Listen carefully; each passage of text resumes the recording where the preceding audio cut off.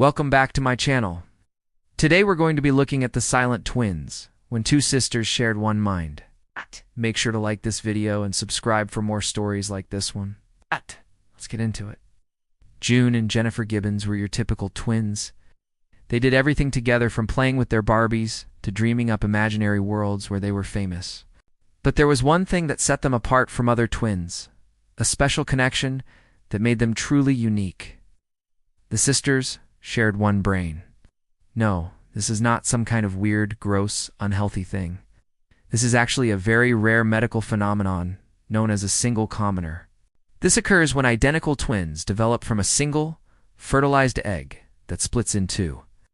And June and Jennifer were the perfect example of this. The girls grew up in Barbados and moved to England at the age of 6 years old. Their parents, Louis and Margaret, were very religious people who didn't approve of their daughter's unusual hobby, reading horror comics. The girls would sneak around and read these comics in secret, which only made the bond between them stronger. At age 12, June and Jennifer had developed a habit of writing scary stories together.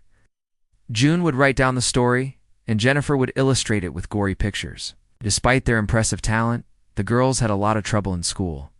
They were considered slow learners, but it wasn't because they weren't smart.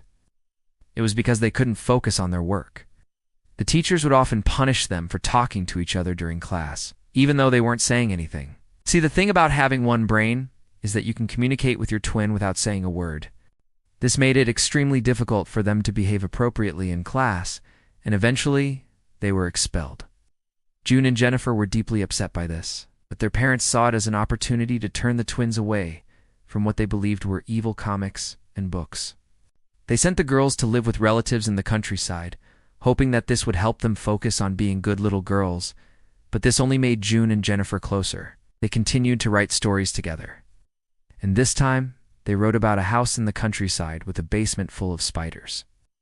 Their stories were always dark and disturbing, just like the comics they loved to read.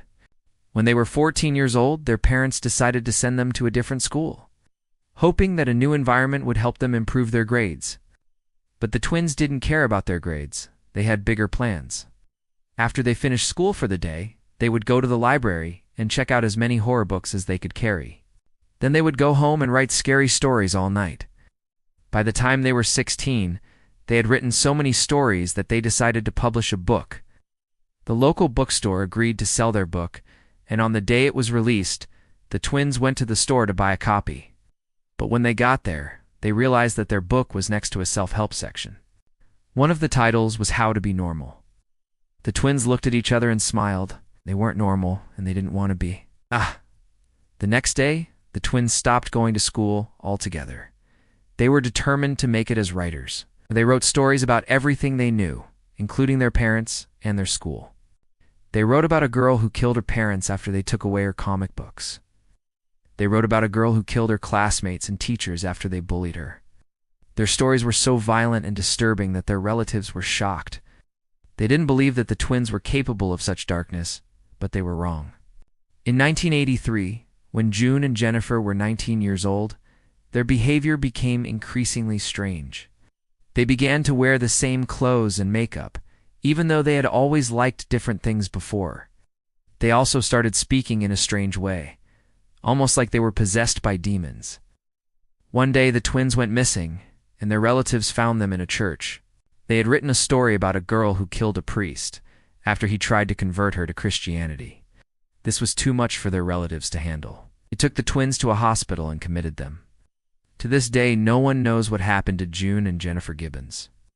Some say they are still locked up in a hospital, while others say they escaped and are living in a world of their own.